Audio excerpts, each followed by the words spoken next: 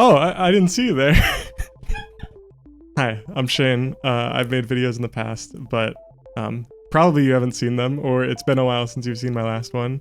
So I thought it'd be fun to talk about a little bit what I've been doing since then. Also, you can tell it's been a while because my hair, I have not cut it in a while. Over the past 3 years, I've been making games as a hobby for fun, and I thought it'd be a fun time to sort of go through those games, sort of talk about what I learned from them. So maybe it could help inspire someone out there, even if it only inspires one person, that'd be nice.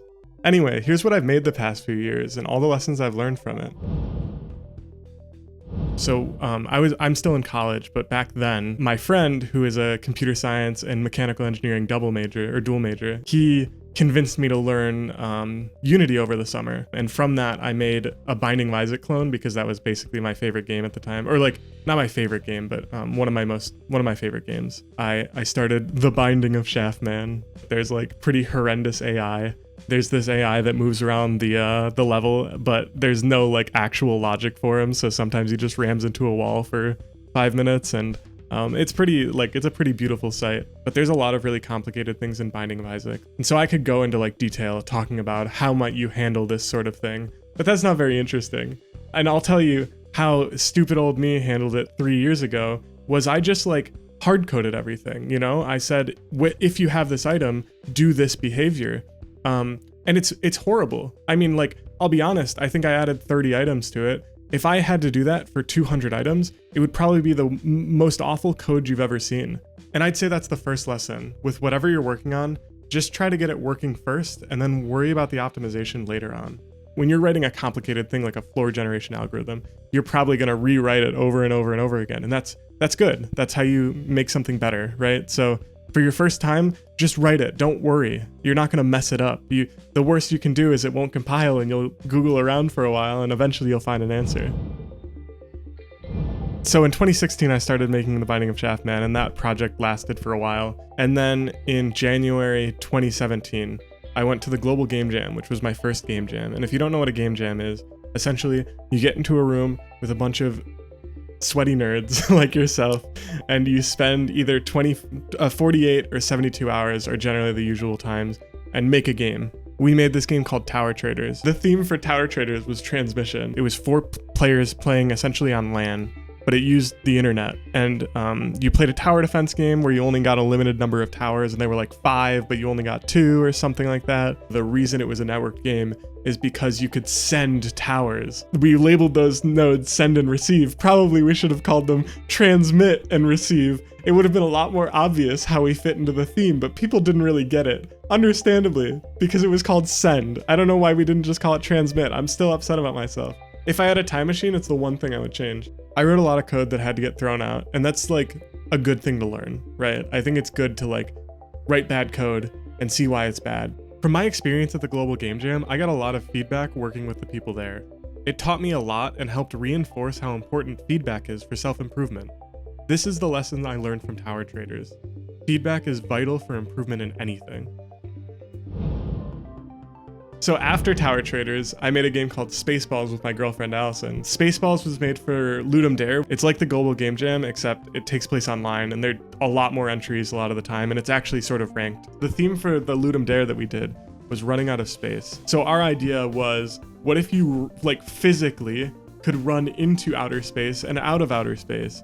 The biggest thing I remember about Spaceballs also is there being a bug, which still exists to this day, because why would I go and fix it at this point? And it's very hard to tell, but it bothers me greatly because certain jumps become possible and other jumps don't become possible, and it's not a big deal, but I spent like 5 hours trying to fix it and getting really frustrated, and it was probably a complete waste of time because I don't think anyone's ever noticed the bug except me. What's the lesson here? I don't know.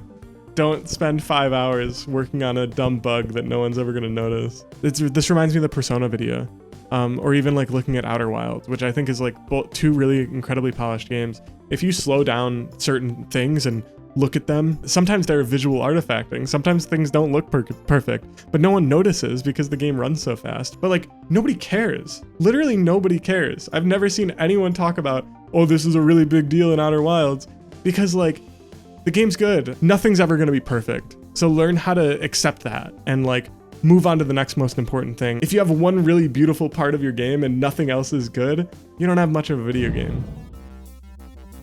The mob attacked me and they said, the only way you're getting out of this is if you make a game about sausage running through the world. Super Sausage Boy is a game I made in an attempt to make a video because I love making videos. I really loved making YouTube videos. I wanted to find a way to bridge my love for like game development and my love for video making. And I did it through Super Sausage Boy. That was the attempt. So I recorded a lot of my process of making the game. And the whole point was, I'm gonna make this game, I'm gonna make a video about it, 5 people will watch it, and I'll be like, nice. I mostly finished the game. I sort of released it when I was like, I'm tired of this because I've been working on the movement code for the past 20 hours and I can't fix all of these bugs. I never ended up making the video, and I think it's because I got really burnt out. And that's the big lesson I want to impart here. If you want to finish a project that you're gonna have to work on for a while, you need to have more of a motivation than just it being fun. It's not easy to find that drive, but you should know going into it that you need to push yourself rather than rely on passion alone. So 2019 Global Game Jam, January, start of the year. The theme for that year was what home means to you. And obviously that, to me, initially brings off a lot of really nice vibes, like, you know, a safe place and like, you know, somewhere nice or whatever. And I think we all sort of thought, like, what's the most fun? Let's go the exact opposite route, right? Like, what are the bad parts of home? So our game idea was about managing Thanksgiving dinner. And every year your family grows bigger and bigger, and essentially you have to seat people based on their political alignment. Darkest Dinner, once again, I think worked less than Tower Traders. I don't even think we can get an exportable build in Unity, but there's a special place in my heart for Darkest Dinner, partially because I really like how can we take a happy thing and make it horribly depressing in a humorous way. I think that's always really fun, but also there's like this chaotic nature to it. It didn't end up being much of a game, but it's interesting to see like a child get isolated from his family and then leave. Yeah, so one of my friends made a system for the way that the interactions work. I had to add on to that system, and I didn't do like an amazing job. Like I wasn't able to add all too much, but like I was able to understand the code so much more than I did the previous year.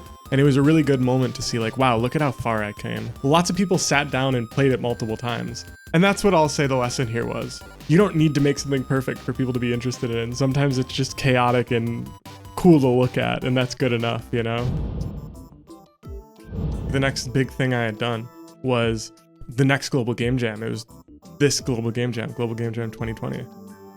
Pretty weird, right? Didn't work on a game for a whole year. Well, I wonder what that's about. Is that subtle? Am I being subtle right now? Wow, I should write books. I think the theme of the jam was repair, but we'll Google it. Pretty sure it was that. We made a game called Aftermathers. And so the idea of the game was you're a robot who has to clean up the rubble of like superheroes fighting aliens. So it was a multiplayer game where you all had to work together, and like I'm the sucky up robot and I suck up the rubble, and then you're the buildy robot and you build the rubble. I think a lot of what sells a game is how well you market it and not necessarily how good it is.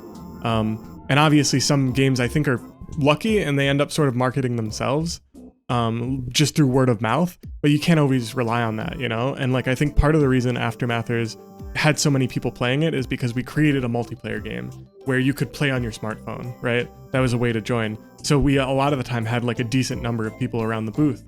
People would go, huh, why are there so many people over there? You know, like having people there draws more attention to it, which draws more attention to it. And this is just how marketing works. That's the takeaway from this one. If you want people to see your game at all, you have to market it properly. In some ways it kind of sucks because I just want to make games, but it's something you have to be aware of, especially if you ever plan to sell something or if you want attention to the things you're making, you need to learn how to like get eyes on it. So the most recent game I've made is a game called Lights Out. The theme for this game jam was keep it alive.